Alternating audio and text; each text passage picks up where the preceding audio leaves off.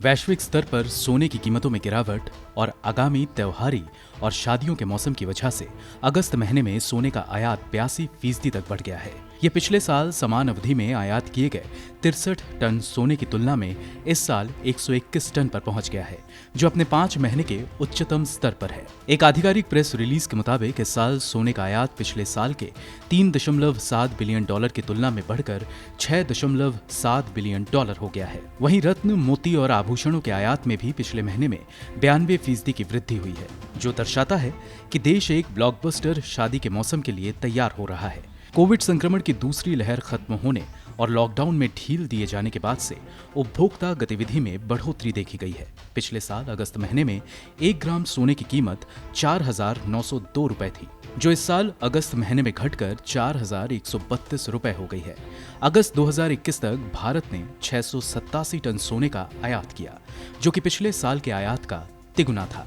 वित्त वर्ष 2019 से 2020 तक सोने के आयात में 303 अरब रुपए यानी 3,000 करोड़ रुपए से ज्यादा की गिरावट देखी गई। इसी साल मार्च महीने में 471% की उछाल के साथ सोने का आयात 160 टन रहा था। इस दौरान देश में महामारी की दूसरी लहर फैली थी और इससे आयात प्रभावित हुआ था।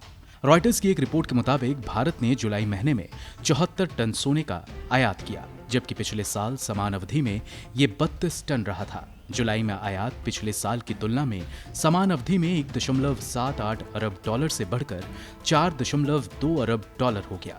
मई और जून महीने में लॉकडाउन की वजह से मांग में गिरावट देखी गई थी, जिसमें जुलाई में सुधार के साथ अगस्त महीने तक बरकरार रहा।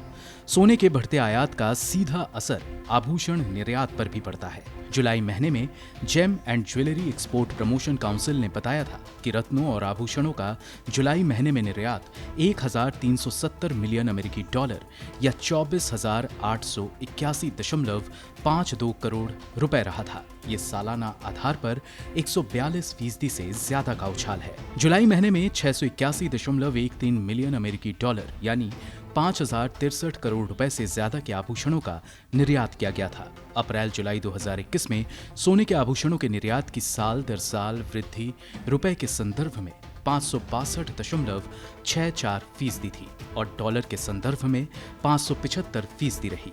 बड़े पैमाने पर सोने के आयात के परिणाम स्वरूप भारत का व्यापार घाटा अब कोरोना वायरस के विश्व व्यापार में आने से पहले साल 2019 से भी बदतर हो गया है।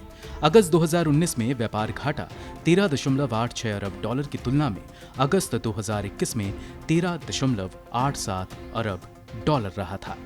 ब्यूरो रिपोर्ट, गो न्यूज।